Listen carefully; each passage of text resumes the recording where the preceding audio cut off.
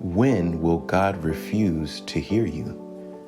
And what should you do if you find yourself holding to something that isn't in harmony with God's ways? If I regard iniquity in my heart, the Lord will not hear me. But your iniquities have separated between you and your God, and your sins have hid his face from you that he will not hear. The Bible does reveal that there are situations in which God won't hear or pay attention to a prayer offered to him.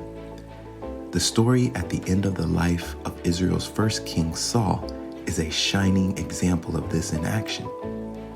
As previously shown, sin has caused a break in the relationship between God and humanity that Jesus gave his life to heal. There can be no scenario in which you choose to have both God and sin be in your life. It has to be one or the other. When mistakes are made, or you fall into sin during a moment of weakness and repent and apologize to God for this, there's forgiveness for you through the blood of Jesus Christ. However, if you regard sin in your heart, which means you have respect for it or even enjoy it, that separates you from God and you cut off the access he wants you to have with him.